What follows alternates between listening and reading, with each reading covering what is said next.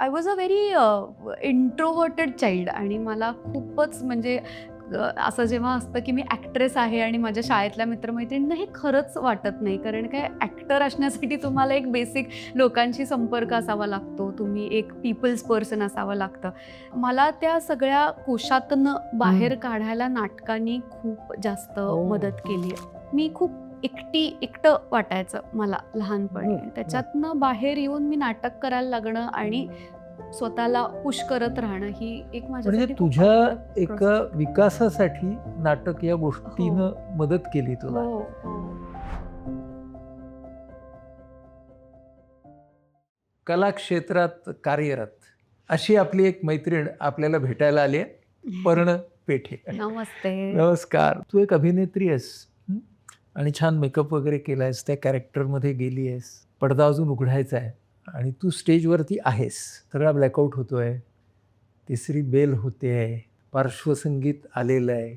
कसं वर्णन करशील स्वतःचं? ह्याचं मी उत्तर देते. मला एक ह्याच्या आधी सुरुवात करताना एक आठवण सांगायला आवडेल. मी पुण्याला फर्ग्युसन कॉलेजमध्ये होते. 11वी-12वी एफ-वाय झाल्यावर असा एक निर्णायक क्षण येतो, जिथे तुम्हाला ठरवावं लागतं, की तुम्हाला कुठली दिशा पकडायची आहे आणि मी आर्ट्स घेतलं होतं आणि फर्स्ट इयरवरनं सेकंड इयरला जाताना तुम्हाला एक स्पेशलायझेशन निवडावं लागतं आणि तर माझी एक मैत्रीण होती, तर ती म्हणली, "तुला काय करायचं आहे? कशात स्पेशलायझेशन करायचं आहे?" म्हणलं, "सायकॉलॉजी."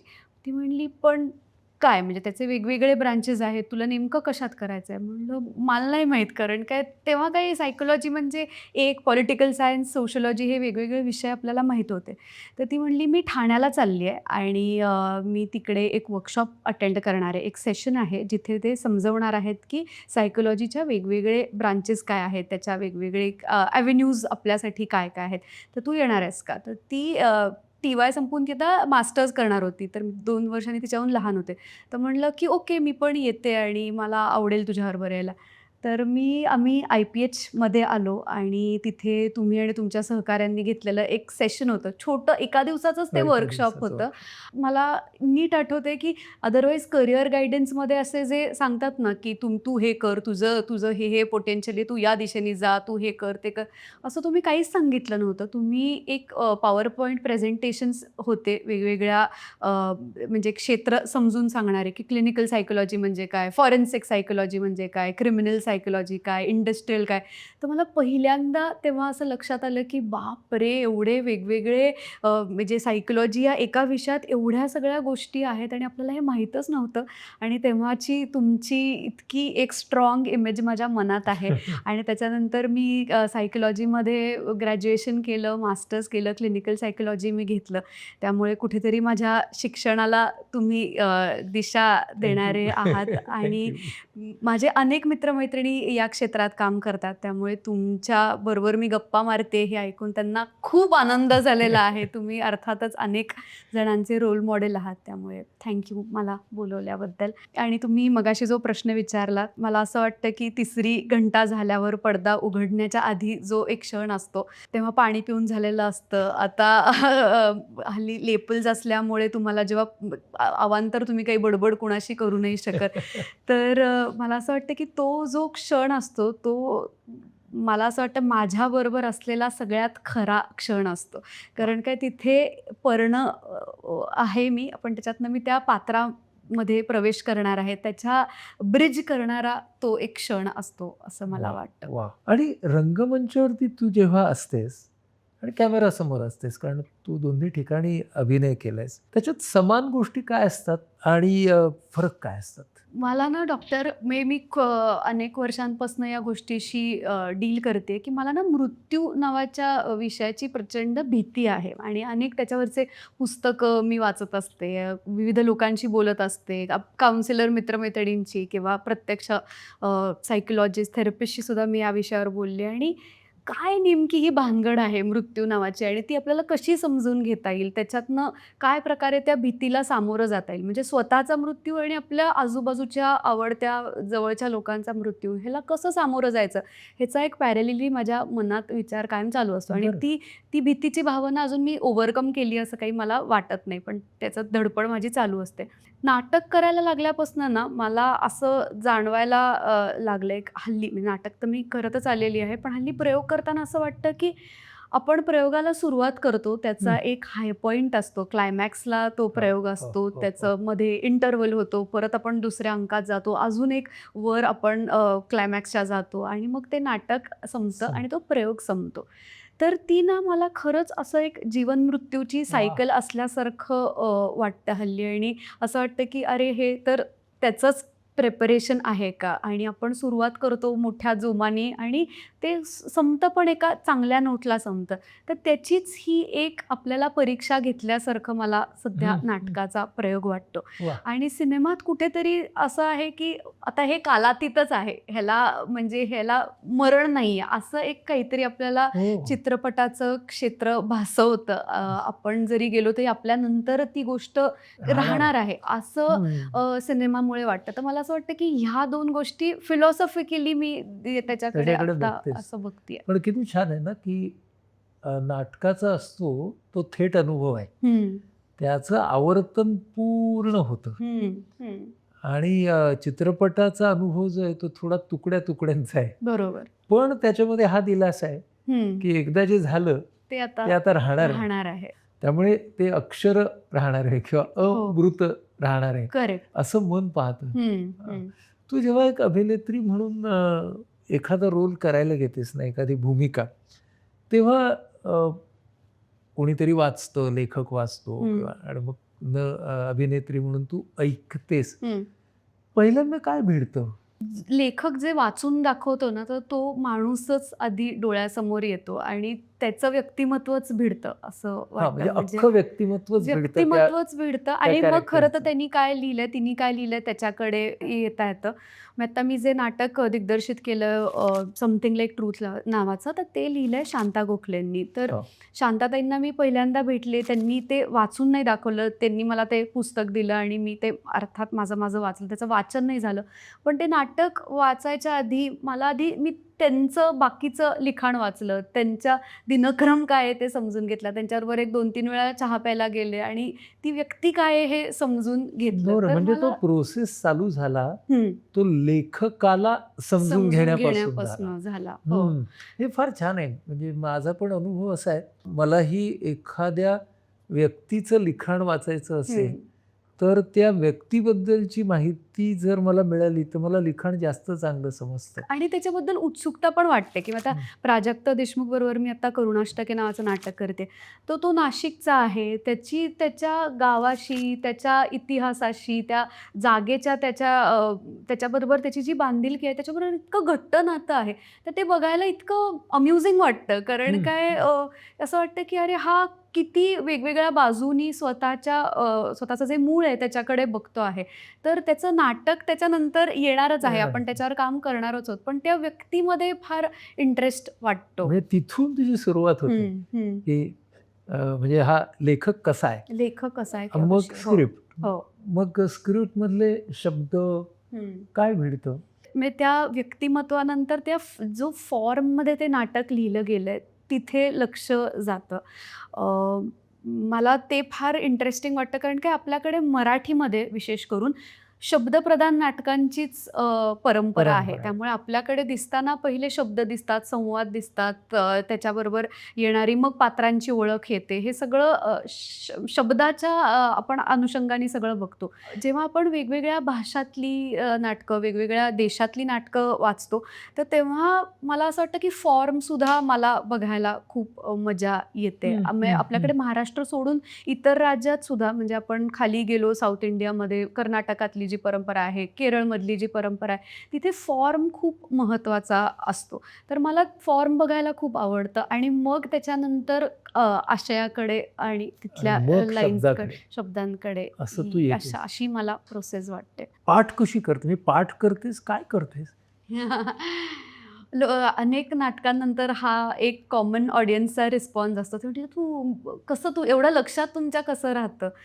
पण त्याचं असं काही टँजिबल उत्तर नाही आहे. म्हणजे एखादा शिक्षक असतो, तर तो विषय जेव्हा काही इकॉनॉमिक्स शिकवत असतो, तेव्हा त्याला पाठ नसतात ना त्या गोष्टी. तर त्याच्यातनं म्हणजे ते इतक्या मुरवल्या गेलेल्या असतात, की त्या त्या त्या वेळेला त्या इन्स्टिंक्टनी स्पॉन्टेनियसली जे आशय बाहेर येतो तो येतो. नाटकात त्याची अर्थातच तालीम करावी लागते. म्हणजे पाठांतरासाठी एक वेगळा शांतपणे वेळ द्यावा लागतो.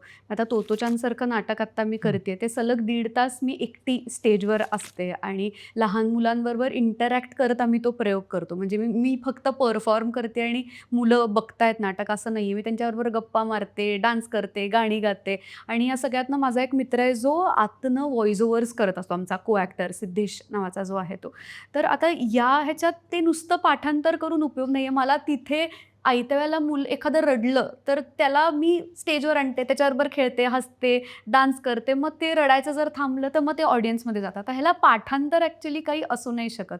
So it is a mix of की तयारी पण आहे, सगळं मनात पक्का आशय पक्का पण आहे, पण त्या क्षणाला स्पॉन्टेनियसली जे करावं लागतं त्याच्यासाठी स्वतःला ओपन पण ठेवावं. सो तुझं हे ॲक्टिंग हं. रिॲक्टिंगचं समीकरण काय आहे?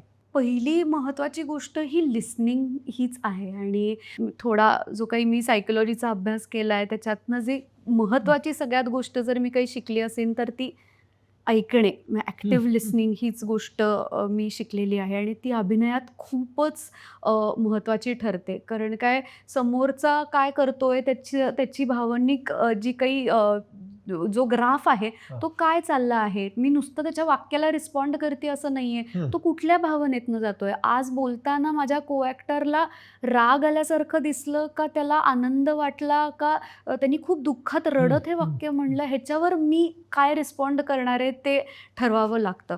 तर म्हणजे काही ॲक्टर जे असतात ते तसाच प्रयोग ठरवलेलं या वाक्यावर मी असंच रिस्पॉन्ड करणार आहे अशी काही लोकांची प्रक्रिया असते.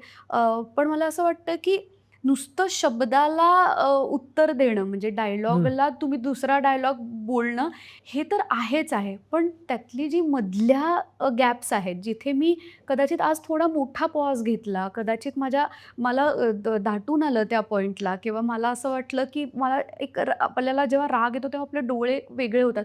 तर हे मी ऑब्झर्व्ह करते का त्यातले जे सटल क्यूज आहेत, जे बोलले न जाणारे क्यूज आहेत ते मी ऑब्झर्व्ह करून त्याला मी रिस्पॉन्ड करते का? हे मला असं वाटतं की खूप महत्त्वाचं आहे आणि नुसतं शब्द नाही तर इमोशन्स, एखादी हालचाल म्हणजे परवा करुणाष्टकेच्याच प्रयोगात आमचं एक हे आहे पाणी हे आहे माठ आहे आणि त्याच्यावर एक भांडं आहे.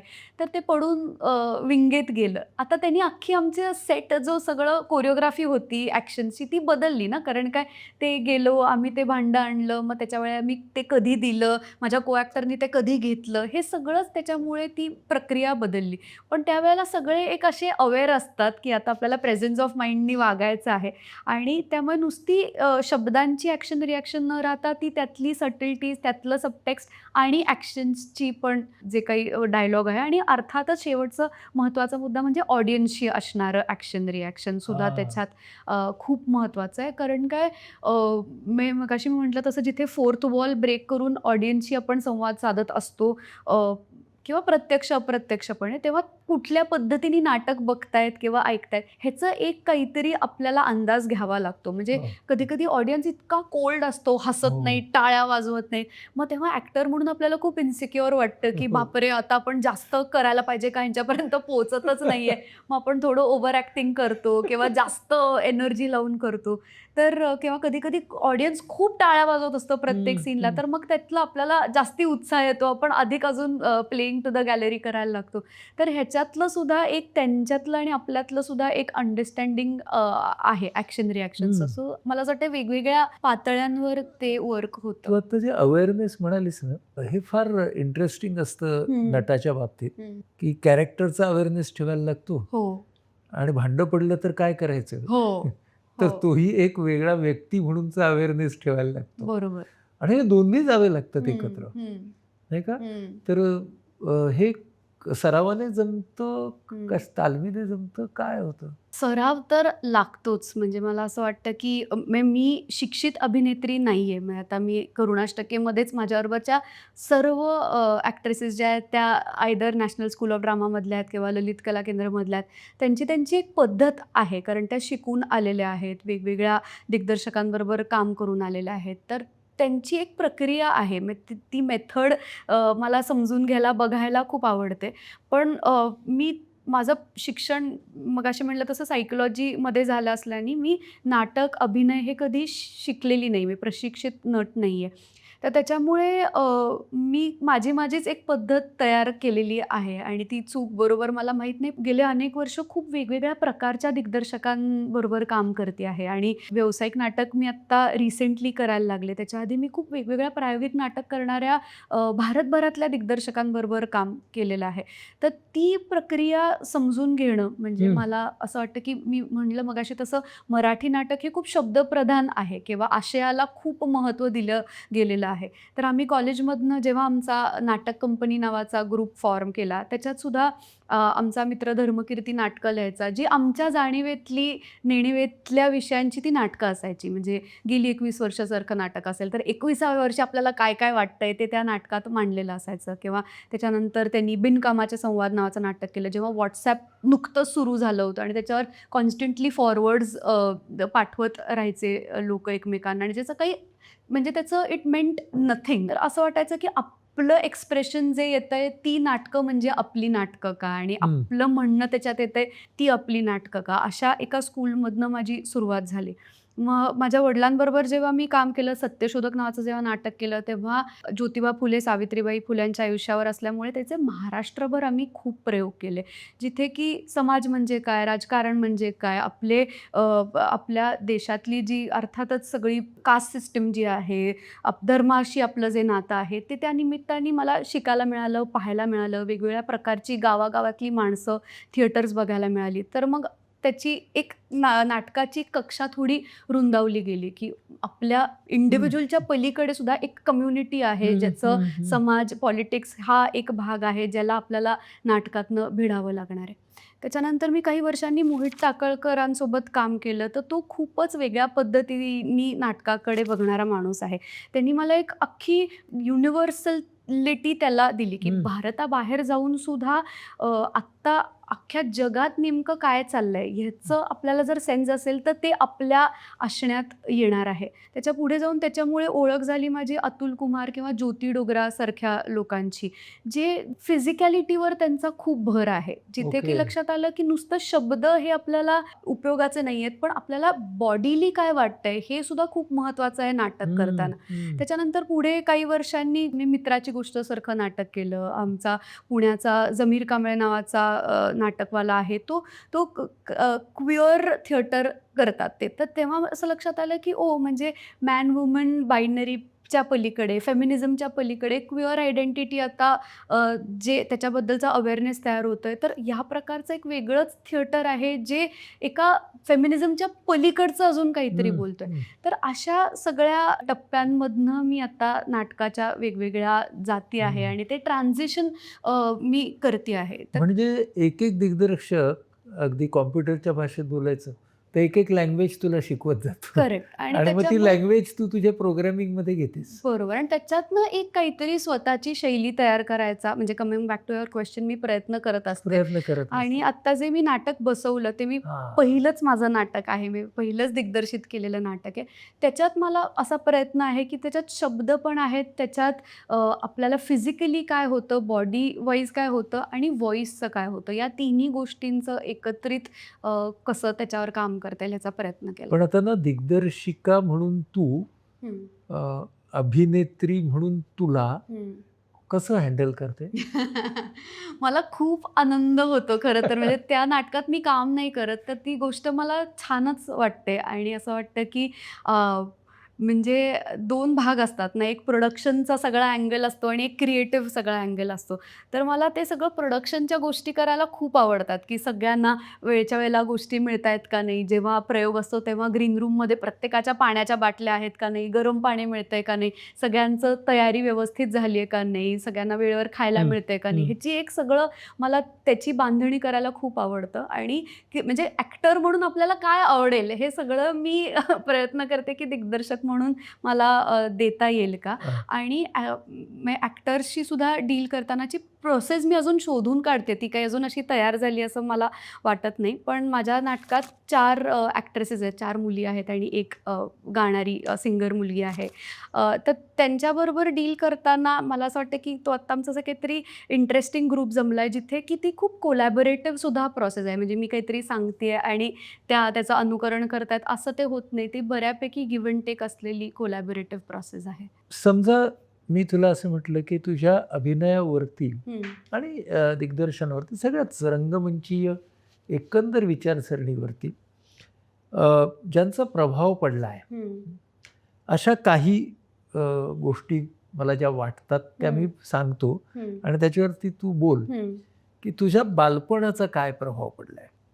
माझं बालपण खरं सांगायचं तर थोडं ऑड होतं आणि जसं बऱ्याच जणांना बालपणीच्या खूप आनंदी आठवणी असतात, तर मला तशा फार नाही आहेत. इन व्हॉट सेन्स की म्हणजे अर्थातच सगळ्या सुख-सुविधा, घरचं चांगली परिस्थिती, म्हणजे घरी सांस्कृतिक वातावरण हे सगळं होतं. पण मी खूपच I was a very introverted child आणि मला खूपच म्हणजे असं जेव्हा असतं की मी ॲक्ट्रेस आहे आणि माझ्या शाळेतल्या मित्रमैत्रिणींना हे खरंच वाटत नाही. कारण काय ॲक्टर असण्यासाठी तुम्हाला एक बेसिक लोकांशी संपर्क असावा लागतो. तुम्ही एक पीपल्स पर्सन असावं लागतं. तर मला त्या सगळ्या कोशातनं हं. बाहेर काढायला नाटकांनी खूप जास्त ओह! मदत केली आणि मी डान्स क्लासला जायचे त्या काळात. अश्विनी एकबुटेंकडे मी डान्स शिकायचे. कारण काय होतं, की आमच्या घरचं वातावरण इतकं वेगळं होतं आणि शाळेतलं किंवा आजूबाजूचं वातावरण, की ते मला मॅचच नाही करता यायचं. म्हणजे आमच्या घरी काय त्या काळात श्याम मनोहरांसारखे लेखक यायचे, विजय तेंडुलकर यायचे, दुबेजी यायचे. तर आता घरी चालू असणाऱ्या चर्चा, त्याच्या आजूबाजूला चाललेलं ज्या गप्पा असायच्या ते आणि त्यातनं मला मिळतंय काहीतरी आणि आता शाळेत जाऊन काहीतरी वेगळेच विषय असणार आहेत. हे कधीच मला मॅचच नाही करता यायचं.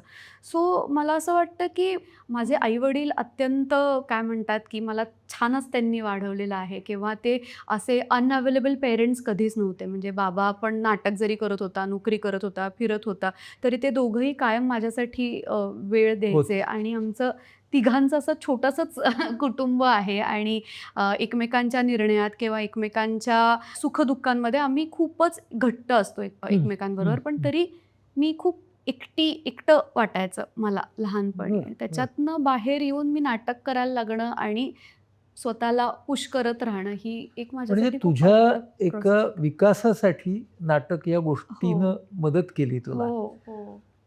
पण बाबाबरोबर कधी नाटक केलंस?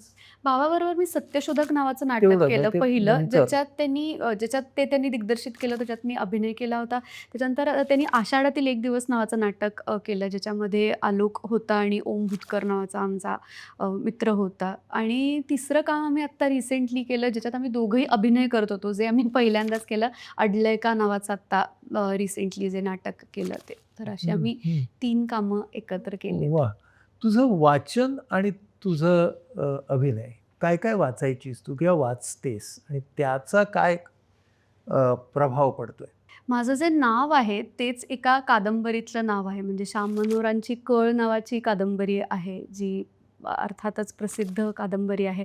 त्याच्यातल्या नायिकेचं नाव पर्ण आहे आणि ते माझ्या आई ठेवलं कारण काय त्यांना त्या अर्थाने असं जेंडरलेस नाव हवं होतं. म्हणजे आपल्याकडे काय ईनी सुरू होणारी हे केतकी ही मुलीचं नाव असतं. मृण्मयी असं जे असतं किंवा प्राजक्ता असं जे असतं, तर ते नसतं. त्यांना ते ठेवायचं होतं, की मुलगा झाला किंवा मुलगी झाली तरी आपल्याला एक नाव ठेवता आलं पाहिजे. म्हणून त्यांनी ओह! माझं नाव पर्ण असं ठेवलं. तर त्यामुळे माझ्या नावाचं, माझ्या असण्याचा उगमच एका पुस्तकातनं आहे. आणि मला फार कौतुक वाटतं त्यांचं, त्यांनी हा विचार केला. कारण काय खूप अनयुज्युअल नाव आहे. माझ्या ओळखीत आता अनेक लोकं प्रयोगाला येतात. मला वेगवेगळ्या ठिकाणी भेटतात, ज्यांनी त्यांच्या मुलाचं किंवा मुलीचं नाव पर्ण ठेवलंय आणि मुलाचंही ठेवतात. म्हणजे आत्ता ॲक्चुअली परवा नाशिकला एक माणूस आला होता, ज्यांनी मला फोटो दाखवला आणि तो म्हणला, की माझ्या मुलाचं नाव पर्ण ठेवलंय. तर मला असं वाटतं, की तिथपासनं हा माझ्या नावापासनंच हा प्रवास आहे. आणि खूप लेखक आमच्या घरी कायमच यायचे. खूप पुस्तकं घरी असायची. माझं वाचन खूप ग्रेट आहे असं असं मी नाही म्हणणार आणि म्हणजे खूपच कमीच आहे असंच म्हणता येईल. पण तरीही मी वाचत असते. विषयाशी निगडीत गोष्टी वाचत असते. म्हणजे आता करुणाष्टकेच्या निमित्ताने त्याच्या आजूबाजूला अभ्यासासाठी लागणारं जे काही साहित्य आहे, की ते मी वाचलं आहे, की म्हणजे आता त्या नाटकाच्याच अनुषंगाने आता धनंजय कीरांची जी फुल्यांवरची हं. त्यांचं जे पुस्तक आहे ते वाचलं किंवा मध्ये आत्ता एक मी खूप इंटरेस्टिंग पुस्तक वाचलं जे ग्राफिक नॉव्हेल आहे, पर्सेपोलिस नावाचं, मर्जेन सरतापी नावाच्या मुलीने लिहिलं जी अख्ख्या इराणमधल्या एक्स्ट्रीमिझमबद्दलचं तिचा कॉमिक टेक आहे. त्या मुलीचं तिच्या देशाबरोबर असलेलं नातं असं ते पुस्तक आहे. सो ते ग्राफिक नॉव्हेल आहे. अ, मध्ये मी बेल हुक्सचं ऑल अबाउट लव्ह वाचलं, जे मला फारच आवडलेलं पुस्तक आहे. सो मी वाचत असते. आहे आपल्या म्हणजे कामाच्या अनुषंगाने येणाऱ्या गोष्टी जास्त वाचल्या वाचलं. अर्थातच जातात. आणि तुझं पाहणं म्हणजे चित्रपट पाहणं किंवा ह्याचा किती प्रभाव पडला? मी तोत्ताेचानच्या निमित्ताने जपानी काही गोष्टी बघितल्या. म्हणजे त्याच्यामध्ये तुम्ही ऐकलं असेल तर तो मियाझाकी नावाचा एक दिग्दर्शक आहे. म्हणजे तुमच्या या सगळ्या सिनेमांच्या सीरीजमध्ये त्याच्यावर तुम्हाला खरंच खूप छान एपिसोड्स करता येतील. तर तो लहान मुलांसाठीच्या फिल्म्स बनवतो. म्हणजे ॲनिमेटेड फिल्म्स बनवतो. म्हणजे त्याच्या अनेक फिल्म्स आहेत. त्याच्यापैकी ती माय नेबर टोटोरो नावाची एक फिल्म आहे किंवा स्पिरिटेड अवे नावाची फिल्म आहे. The boy and the heron नावाची त्यांनी नवीन फिल्म केली. तर त्याच्या लहान मुलांच्या फिल्म्स ह्या डिझनीच्या लहान मुलांच्या फिल्म्सपेक्षा कम्प्लिटली वेगळ्या असतात. अच्छा. त्याच्यात मग आता तुम्ही मध्ये तो जो ट्रेंड आला होता ना स्टुडिओ गिबलीचे सगळे ते ChatGPTवर असे कार्टूनसारखे फोटोज करायचे, ते त्याच्या ॲनिमेशन फिल्म्समधला तो खरं सांगायचा तर तो ट्रेंड होता. तर त्याच्या सगळ्या फिल्म्स या हँड ड्रॉन ॲनिमेशनच्या असतात. म्हणजे तो हो. कम्प्युटराइज्ड ॲनिमेशन वापरत नाही. तर त्याच्या फिल्म्सनी मला मध्ये मी त्याच्या त्या सगळ्या फिल्म्स पाहिल्या. त्यांनी मला काहीतरी हलवलं आणि तोत्ताेचानच्या निमित्ताने मी ती फिल्म बघत होते, माय नेबर टोटोरो नावाची. त्याच्यामध्ये लहान मुलांच्या भावभावना आहेत, पण त्यांचं निसर्गाशी असलेलं नातं आहे. जादू म्हणजे ज्याला मॅजिक आपण म्हणतो त्यातला रिअलिझमवर त्यांनी अभ्यास केलेला आहे आणि त्यातले त्याच्या आई-वडिलांबरोबर असलेलं नातं, त्याच्या गावाशी असलेलं नातं आणि हं, हं. त्यातलं फॅन्टसी ह्याच्यावर तो काम करतो. तर मला असं वाटतं, की त्यांनी मला आत्ता फार मध्ये इन्स्पायर केलं आणि ते आजोबा आहेत असे 84-85 वर्षाचे जे अजूनही काम बरं. करतायत. जॅपनीज मी ती परफेक्ट डेज नावाची पण फिल्म पाहिली, जी सुद्धा एक खूप वेगळीच म्हणजे जॅपनीज मिनिमलिझम तो एक संडास साफ करणारा माणूस आहे आणि त्याचा एक दिवस आहे ज्याचा सकाळपासून ते काय रात्रीपर्यंतचं अत्यंत साधं त्याचं आयुष्य आहे. त्याच्यात काही डिजिटल फोन्स नाही आहेत, हे नाही आहेत. तो कॅसेट्स ऐकतो. त्याची एक छोटीशी खोली आहे आणि तो संडास पब्लिक टॉयलेट साफ करतोय. अशी ती फिल्म आहे परफेक्ट डेज नावाची. तर मला असं वाटतं की तोत्ताेचानच्या निमित्ताने या 2 जपानी दिग्दर्शकांची म्हणजे परफेक्ट डेचा दिग्दर्शक जपानी नाही, पण त्याचा सगळं हां. युनिव्हर्स जॅपनीज आहे. तोत्ताेचान का निवडलं गं? एक नाशिकला एक शाळा आहे आनंद निकेतन नावाची हां, जी अल्टरनेटिव्ह स्कूलिंग त्याचं जे सगळं फिलॉसॉफी आहे ती अल्टरनेटिव्ह स्कूलिंगची आहे आणि पुण्यात सुद्धा अशा अनेक शाळा आहेत महाराष्ट्रभर अर्थातच वेगवेगळ्या ठिकाणी आहेत. तर त्याचा पालक आहे जयेश नावाचा जो स्वतः पेशाने आर्किटेक्ट आहे आणि तो मला म्हटला होता 4 चौघी चालू असताना की मला हे नाटक करायचं आणि ते तुझ्याच बरोबर करायचं आहे. मी कितीही दिवस थांबायला तयार आहे. तुझं होऊ देत सगळं, हे 4 चौघीचं प्रयोग संपू देत, मग आपण करू. सो तो 6 महिने त्याच्यासाठी थांबला होता आणि अर्थातच तोत्ताेचान हे तर क्लासिक आहे. लहानपणी वाचलेलं आहे. त्या आगगाडीतल्या डब्यांची तर म्हणजे शाळेत असल्यापासून ओढ आहे. बापरे! म्हणजे डब्यातली शाळा आहे किती एक्साइटिंग आहे. पुण्यात तशी शाळा. शाळासुद्धा हो. आहे गुरुकुलमध्ये. तर ते मला असं वाटलं की आत्ता जगभरात बघत असताना म्हणजे काय वॉरलाईक सिच्युएशन्स अनेक देशात आहेत हं. आणि अनेक Instagramवर आपण फोटोज बघत असतो, व्हिडिओज बघत असतो, न्यूजमध्ये पण बघत असतो. लहान मुलं आता सगळीकडे काय सिरियाचं, गाझा ह्याच्यामध्ये सगळीकडेच लहान मुलं खूप अफेक्ट होत आहेत आणि ते असं एक हेल्पलेसनेस येतो, की आपण काय काय करायचं? म्हणजे एक तर हा इतका मोठा प्रश्न आहे, आपल्या हातात काय आहे? तर मला असं वाटलं की तोत्ताेचान वाचल्यावर आणि अर्थातच त्याचा जो शेवट आहे की जिथे दुसऱ्या महायुद्धात ती शाळा हो. बॉम्बमुळे नष्ट होते. नष्ट होत. त्याच्यावर त्या शाळेचे मुख्याध्यापक म्हणतात की पुढची शाळा कुठे बांधायची आणि ते नवीन शाळेच्या तयारीला लागतात. तर ही जी गोष्ट आहे की लहान मुलांचं नेमकं युद्धामध्ये काय होतं आणि एक चांगली तयार केलेली गोष्ट जी आहे, एक क्रिएटिव्ह जो अख्खा फोर्स आहे त्याला युद्धाने काय किती विपरीत परिणाम होऊ शकतो आणि त्याला आपण काय करू शकतो. तर मला असं वाटलं की हे नाटक मी करू शकते, जिथे शेवटचं वाक्य मी म्हणते की नको हिंसा, नको बॉम्ब, नको युद्ध, हवे फक्त प्रेम, अहिंसा आणि बुद्ध. आगगाडीच्या डब्यात आयुष्याची कमाई, कायम आठवेल मला अशी आमची तोमोई. असं त्या वा. नाटकाचा शेवट होतो. तर किमान बॉम्ब नको, युद्ध नको, अहिंसा हवी, हे मला एक नवीन नाटक बघणाऱ्या लहान मुलांपर्यंत पोहोचवता जर येत असेल तर ते छान होईल असं मला वा वाटतं. वा. तुझे रोल मॉडेल्स कोण आहेत? एक तर समोर बसलेत माझ्या. मी मगाशी म्हटलं तसं खरंच तुमच्यामुळे आणि आपण मगासपासून जे बोलतो आहोत की म्हणजे इथे समोर अनिल अवचटांचा फोटो लावलेला आहे. सुमित्रा भावेंबद्दल आपण बोलतो आहोत. म्हणजे मला असं वाटतं की तुमच्यासारखी काम करताना माणसं पाहिली आहेत, लहानपणापासून पाहिली आहेत. मला असं वाटतं की क्युरिओसिटी नावाची गोष्ट फार भारी असते, की आता आपल्याला एखादी गोष्ट येते ती कळली आहे तर आता अख्खं आयुष्य त्याच्यावरच घालवायचं असं असं तुमच्या कुणाचीच ती प्रवृत्ती नाही आहे, की नवीन शोध घेत राहणं, नवीन विषयाचा अभ्यास करत राहणं, नवीन गोष्टींबद्दल कुतूहल वाटणं, अशा सर्वच लोकांबद्दल मला फार आदर आहे आणि आवडतात. वा. म्हणजे अगदी आपण सुमित्रा भावेंचाच विषय काढला म्हणून, की त्यांनी 40व्या वर्षी फिल्म मेकिंगला सुरुवात केली आणि इतके वर्ष त्यांच्याबरोबर मी पण घालवली आहेत. म्हणजे फक्त अभिनेत्री म्हणून नाही, पण काय एक लहान-मोठी मैत्रीण म्हणून सुद्धा आम्ही एकत्र काळ घालवला आहे. तर विविध क्षेत्रातले वेगवेगळे रोल मॉडेल्स आहेत आणि आपल्याकडे एक ओव्हरऑल ॲक्टर्सला, कलाकारांना थोडं एक जास्त ग्लॅमर असतं ना, पण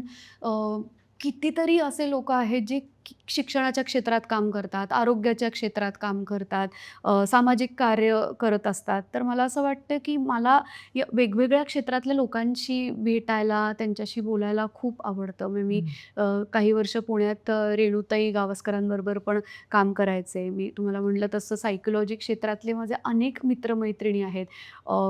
तर मला असं वाटतं की हे रोल मॉडेल्स हे वेगवेगळ्या क्षेत्रातले असावेत असावेत आणि आणि ते असतात आहेतही. तुझ्या हो. बाबतीत. 3 शब्द सांगतो तुला. प्रशंसा म्हणजे प्रेज, टीका, क्रिटिसिझम आणि अभिप्राय, फीडबॅक. हं. तुझी ह्याची व्याख्या काय? तू ह्याच्याकडे कशी बघतेस? मला असं वाटतं की आत्ताच्या आमच्या पिढीत आहे ना, हा जो संवाद आहे की एखादी कलाकृती आपण बघितली किंवा वाचली, पाहिली, ऐकली, तर त्याच्यावर एकमेकांशी मोकळेपणाने बोलता येणं, ही गोष्ट थोडी कमी झाली आहे मला असं वाटतं. आपल्याकडे काय WhatsApp असल्याने आपण छान झालं किंवा मला नाही आवडलं, हे एका वाक्यात आपण संपवून टाकतो विषय. पण मला खूप इच्छा असते, की आपल्याला संवाद साधता येतोय का? की तुला आवडलं म्हणजे नेमकं काय आवडलं? किंवा नाही आवडलं म्हणजे काय नाही आवडलं? त्याला तू फीडबॅक म्हणशील. त्याला मी फीडबॅक म्हणेन आणि मला असं वाटतं, की टीका पण मला खूप महत्त्वाची वाटते, की जेव्हा एक नाटक बघून काय आपलं नाही चांगलं झालं हे जर सांगितलं, तर त्याच्यावर मी विचार करू शकते. माझा नाटकात फॉर्च्युनेटली पुढचा प्रयोगही असतो. तिथे मी नव्याने शकतो वेगळं परत. करायचा प्रयत्न करू शकते. सो मला असं वाटतं, की चांगल्या गोष्टी सांगणं महत्त्वाचं आहे. कारण काही लोकं असे असतात ज्यांना काहीच आवडत नाही. तर ते सगळ्यालाच चांगलं नाही असं म्हणत असतात.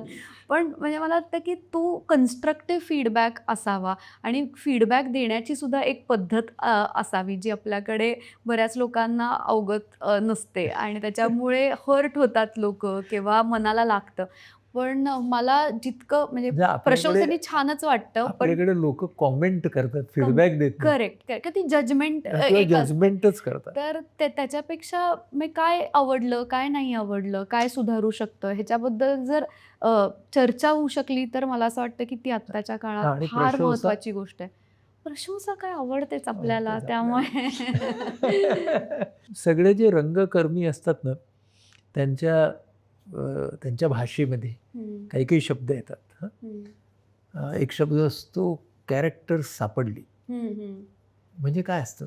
म्हणजे आपण माणूस म्हणून एक व्यक्ती असतो. असतो आणि आपल्याला एक पात्र साकारायचं असतं. त्या पात्रातलं ट्रूथ वा गवसणं म्हणजे कॅरेक्टर वा सापडणं वा असं मला वाटतं. येस. कारण त्या पात्राच्या सत्यामध्ये त्याचे बिलीफ्स असतात, हं. त्याच्या अँकरिंग इमोशन्स असतात, त्याच्या बरोबर, व्हॅल्यूज असतात. बरोबर. ते ते मिळालं की कॅरेक्टर कॅरेक्टर मिळालं. सापडलं. वा आणि मग ते कदाचित काय निगेटिव्ह पात्रही असू शकतं कुठलंही किंवा असू शकतं. वेगवेगळ्या वाटांनी जाणार असू शकतं, पण त्याचं म्हणून एक काहीतरी सत्य असतं. असतंच. आणि ते म्हणजे त्याचं सत्य आणि त्याचं सत्व म्हणजे हं. सत असलं त्व हं, हं, हे ते कॅरेक्टर असतं. हं. तर जागा मिळणं परफॉर्मन्समध्ये म्हणजे काय? म्हणजे जागा काढली मी असं असं व्हायला का? असं वालं किंवा कधी-कधी ना प्रयोगाच्या दरम्यान एखादी जागा मिळते. मिळते. मला वाटतं नाटकाच्या प्रयोगात स्पेशली हां. स्पॉन्टेनिटी फार महत्त्वाची हं, असते आणि हं. आपल्याकडे आपण तालीम करून एक विशिष्ट परफॉर्मन्स आपल्या मनातला सेट केलेलाच असतो. पण त्या क्षणी एखादी मूव्हमेंट असते, एखादं जेस्चर असतं, एखादं एक्सप्रेशन असतं, म्हणजे वाक्य बोलण्याची एखादी पद्धत असते. तर ती एखाद्या प्रयोगात काहीतरी आपल्याला नव्याने सापडते आणि हां. त्याच्यासाठी को ॲक्टरचं पण आपल्याला मदत होत असते, ऑडियन्स रिस्पॉन्सची सुद्धा होत असते किंवा आपण कुठल्या मनोवस्थेतनं त्या दिवशी प्रयोग प्रयोग करतोय करतोय. ह्याचं सुद्धा ते एकत्र कल्मिनेशन असतं. तर मला बरोबर. असं वाटतं की त्या क्षणी स्पॉन्टेनियसली जी गोष्ट मिळते येते तिला ती. जागा सापडण्यासाठी. पॉजचं महत्त्व काय? खूप आहे असं मला वाटतं पॉजचं महत्त्व. कारण काय आपल्याकडे म्हणजे नुसतं नाटकातच नाही पण ओव्हरऑलच म्हणजे आपण ऐकतो खूप कमी ना, म्हणजे आपल्याला हं, हं, हं, बोलायला हं. खूप आवडत असतं. करेक्ट. त्याच्यामुळे आपण रिसीव्हरच्या भूमिकेत खूपच कमी वेळेला असतो. तर कधी-कधी एक शांत राहणं, मी दुसऱ्या को-ॲक्टरचा सीन चालू असताना मी फुटेज नाही ना घेते. मी 2 स्टेप मागे होते. माझं जेव्हा येईल तेव्हा मी ती वेळ निभावून घेते. पण जर माझं काम नाहीये तर मी 2 पावलं मागे येऊन शांत राहणं, ही सुद्धा खूप महत्त्वाची गोष्ट असते. तर आपल्या वाक्यांच्या मधला, आपल्या सीन्सच्या मधला किंवा आपण एक इमोशनल ग्राफ आपला जो मांडलेला असतो, त्याच्यात तो पॉज खरंच खूप महत्त्वाचा असतो. कारण काय हं.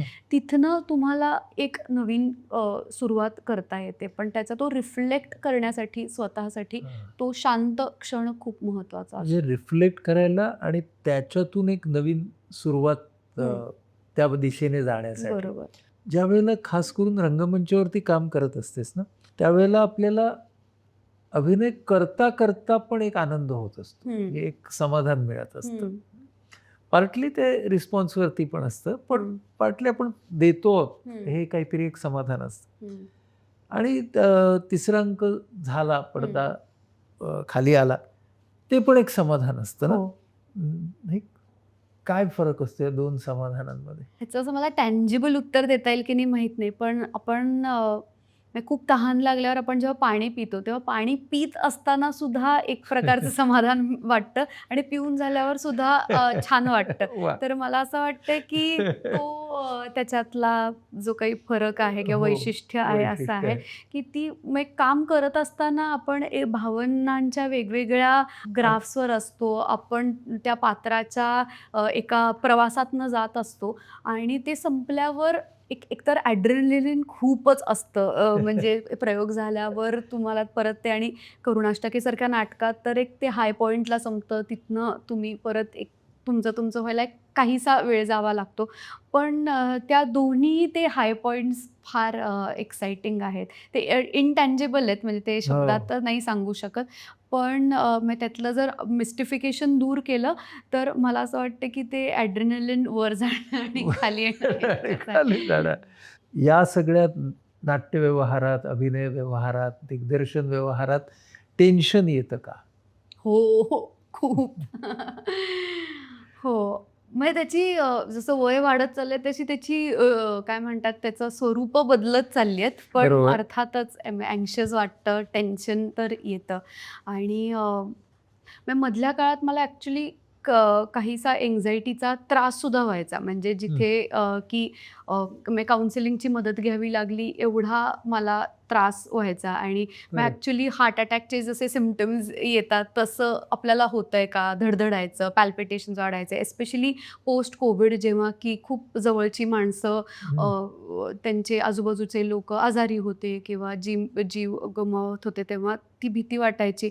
पण त्याच्यातनं मला असं वाटतं की कन्स्ट्रक्टिव्ह मी काम करत स्वतःवर गेले. आणि म्हणजे माझ्या क्षेत्रातले असे अनेक ॲक्टर माझे मित्र-मैत्रिणी आहेत, कलाकार मित्र आहेत, जे विविध आत्ता सायकॉलॉजिकल प्रॉब्लेम्सशी तणावांमधून जात आहेत. तणावांमधनं जात आहेत. मग ते एन्झायटी असेल, डिप्रेशन असेल, अगदी बायपोलर डिसऑर्डरसारखं सुद्धा असेल.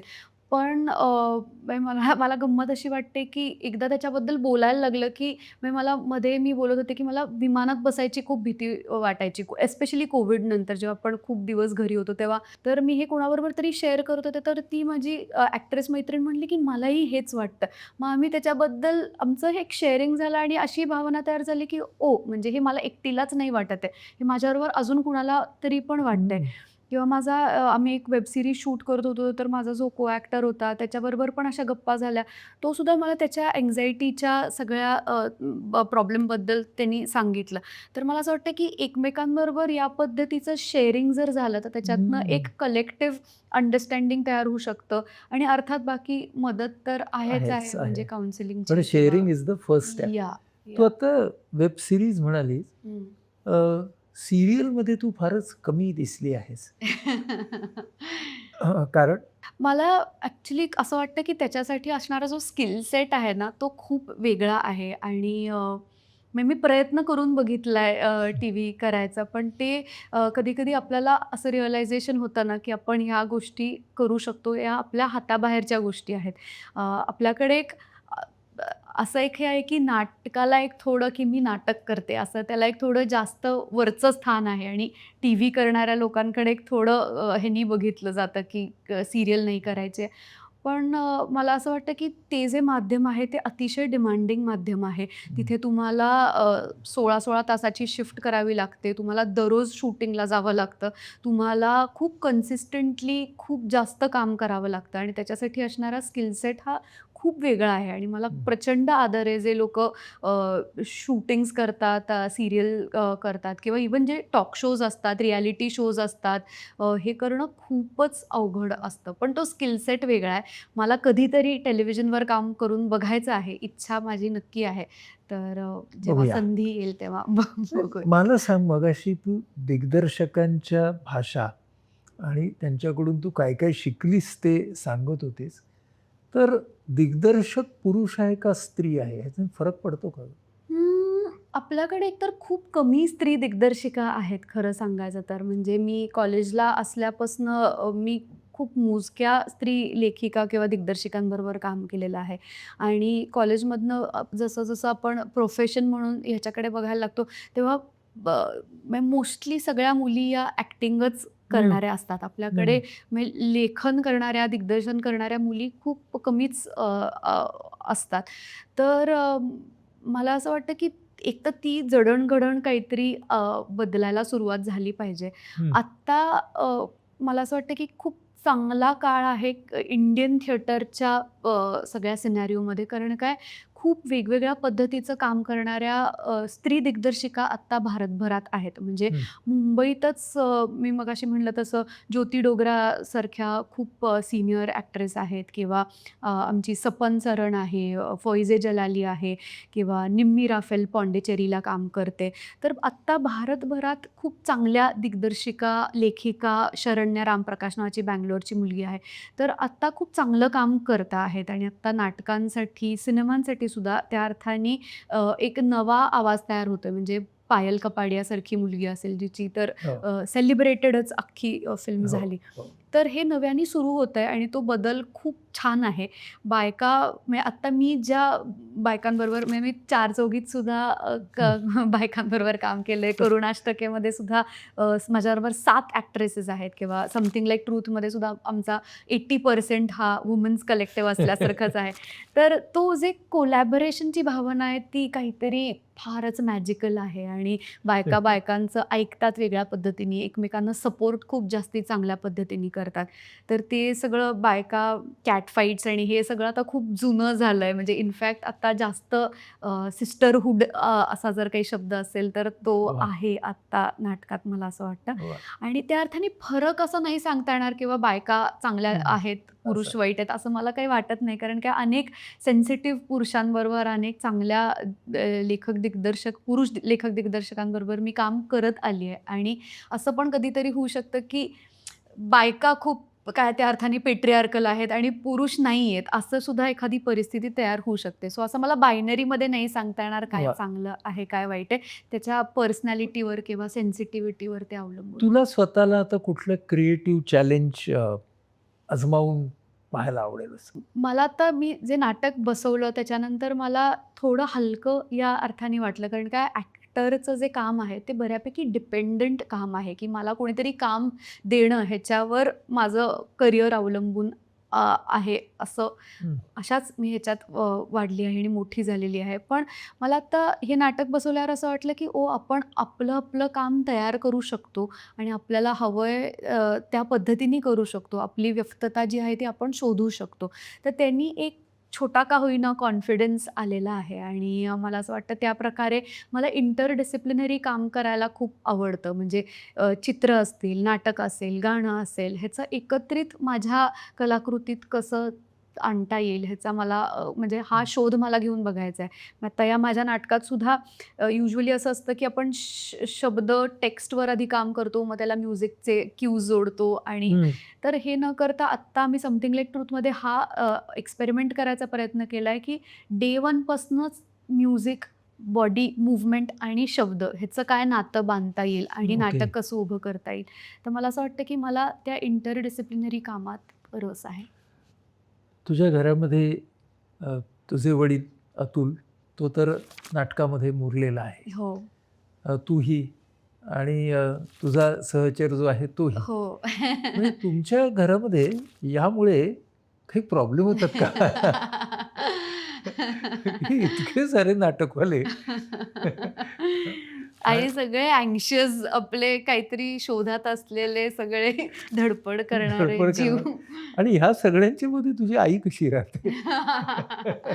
माझी आई आहे बारामतीजवळ जे नीरा नावाचं गाव आहे तिथली आहे आणि माझा मामा मुकुंद टाकसाळे जे लेखक आहेत तर ते म्हणजे तो खूप तरुण असताना त्याला वाचनाची गोडी कशी लागली माहीत नाही. त्यांनी त्याचं काय म्हणजे सगळं अभ्यास केला, त्याचं जे काही सगळं प्रोसेस असते ती करून त्यांनी कसा तो पुण्यात आला हे त्याचं त्याला माहिती आहे आणि त्याच्यातनं त्यांनी त्याच्या या दोन्ही बहिणींना सुद्धा तो घेऊन आला पुण्यात. त्यांना शिकवलं. त्यांनी स्वतः FTIमध्ये नोकरी केली. माझी मामीसुद्धा लेखिका आहे, लहान मुलांसाठी काम करते.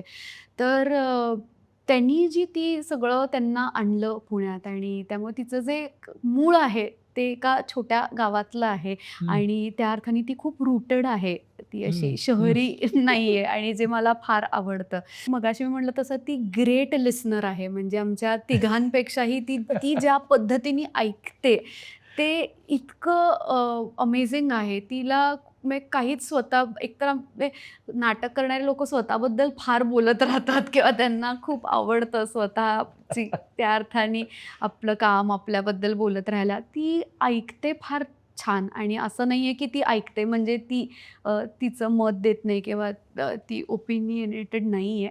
पण ती ज्या पद्धतीने मी मगाशी आपण जे फीडबॅकबद्दल बोलत हो, होतो, हो. ती खूप कन्स्ट्रक्टिव्ह फीडबॅक देते आणि जे आवडतं ते सांगते, जे नाही आवडत ते सांगते. पण ती त्या अर्थाने आम्हाला आमचा अँकर आहे. आहे ते. हं. तू रंगकर्मी झाली नसतीस तर कोण झाली असतीस? सायकॉलॉजिस्ट सोडून. का सायकॉलॉजिस्टच झाली असतीस? हो, म्हणजे मी MA करेपर्यंत मला हेच वाटत होतं, की मी मी काउन्सिलिंगच करणार आहे किंवा मी KEMमध्ये इंटर्नशिपसुद्धा करायचे परळीकर सरांबरोबर. तर मी पूर्ण वेळ अभिनेत्री होईल हे मला खरंच कधी वाटलं नव्हतं. आणि हे असं मी म्हणत नाही, की असं ॲक्टर्स म्हणतात, मी चुकून ॲक्टर झालो असं असं काही-काही जण म्हणतात, तसं नाही मी म्हणत आहे. पण काही-काही ॲक्टर्सचा असा ध्यास पण असतो ना, की लहानपणापासून मला ॲक्टरच व्हायचं आहे, मी त्याच्यासाठी सगळे कष्ट घ्यायला तयार आहे. तर माझं खरंच तसं नव्हतं. म्हणजे मास्टर्स करेपर्यंत मला हेच माझ्या डोक्यात होतं, की मला सायकॉलॉजीमध्येच करिअर करायचं आहे. आणि अजूनही मला असं वाटतं, आता अर्थातच मी प्रत्यक्ष काउन्सिलिंग सेशन्स नाही करू शकत, पण वेगवेगळ्या मार्गांनी या क्षेत्राशी कसं जोडून घेता येईल स्वतःला, असा माझा प्रयत्न चालू असतो. मध्ये आम्ही पुण्यातल्या पोलिसांसाठी एक कोविडमध्ये खूप इंटरेस्टिंग प्रकल्प राबवला, जिथे की त्यांच्यासाठी आम्ही शेअरिंग सर्कल्स चालू केले, one on one counselling session चालू केले. कारण काय पोलिसांचं काम कोविडच्या काळात एक्स्ट्रीमली अवघड होतं. आणि मग नंतर आम्ही आता यूट्यूबसाठी एक सीरीज पण केली, गोष्ट आहे पृथ्वी मुलाची नावाची, जी सुद्धा तरुणांच्या मानसिक आरोग्याशी निगडीत आहे. सो असं वेगवेगळ्या पद्धतीने मला त्या क्षेत्राशी माझं संबंध टिकवून ठेवायचा आहे आणि काम करत राहायचं आहे. एक ना दृश्य तुझ्या मनाच्या समोर आण, की ना तुझा एक कोणत्याही नाटकाचा खूप सुंदर असा प्रयोग रंगलेला आहे आणि तू पण अगदी छान त्या कामामध्ये रमलेली आहेस आणि तू समोर पाहतेस तर प्रेक्षकांमध्ये तुझा बाबा बसलेला आहे. हां, कोण कोणाला पाहत आहे आणि काय पाहते? प्रत्यक्षपणे पाहिलं आम्ही एकमेकांकडे, तर आम्ही एकमेकांनाच फटका देऊ, म्हणजे की कारण काय ती वॉल आधी ब्रेक केली जर आम्ही, तर म्हणजे हे अयोग्यच ठरेल. त्यामुळे जर खरं-खरं एकमेकांना पाहिलं तर चांगलंच नाहीये दोन ते. दिग्दर्शक एकमेकांना फटके देतील. पण अप्रत्यक्षपणे अर्थातच आम्ही एकमेकांना कायमच पाहत असतो. आणि वाह! म्हणजे माझा बाबाची जी प्रतिमा आहे, की तो एक कठोर दिग्दर्शक आहे आणि त्याची रोखठोक सगळ्याबद्दल मतं असतात.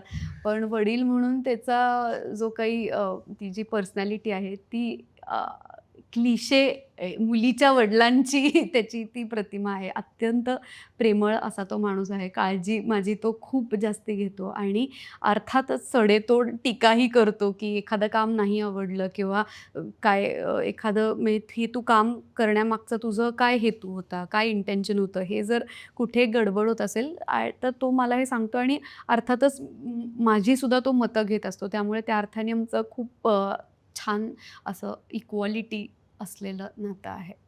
तुझ्याशी बोलताना मला दोन शब्द वारंवार भेटत होते.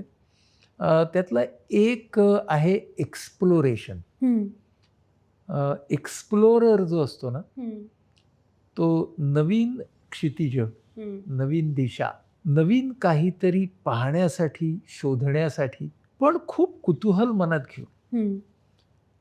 प्रश्न मनात घेऊन तो एक्सप्लोर करत असतो. आणि दुसरा शब्द माझ्या मनात आला, एक्सप्लोरिंग अँड इव्हॉल्विंग. हं, हं. ती एक्सप्लोर करता करता इव्हॉल्व करणं स्वतःला, स्वतःमधल्या गुणांना आणि स्वतःमधल्या या सगळ्या कलेच्या वृत्तीला. हं. तर तुझ्यामध्ये मला ह्या दोन्ही गोष्टी दिसल्या, की at the same time exploring and evolving. शेवटी परणं हे सुद्धा इव्हॉल्व होणारच आहे. आणि ते त्याच्या विकासाच्या वेगवेगळ्या स्थितीमधून जाणार आहे. आणि एक्सप्लोर करायला लागणारं कुतूहल तर पर्णमध्ये आहेच. पण त्या एक्सप्लोरेशनसाठी लागणारं धैर्य आणि कराव्या लागणाऱ्या कष्टांची तयारीसुद्धा आहे. आणि या दोन्ही गोष्टी अशा आहेत ना, एक्सप्लोरिंग आणि इव्हॉल्विंग, की ह्याला एक मुक्काम नाही, की आता माझं एक्सप्लोरेशन थांबलं, आता मी इव्हॉल्व झालो किंवा झाले. आणि मला वाटतं हीच जादू आहे या दोन शब्दांच्या मधली. तेव्हा आपण सगळे आज पर्णला या शुभेच्छा देऊया, की keep exploring, keep evolving. Thank you.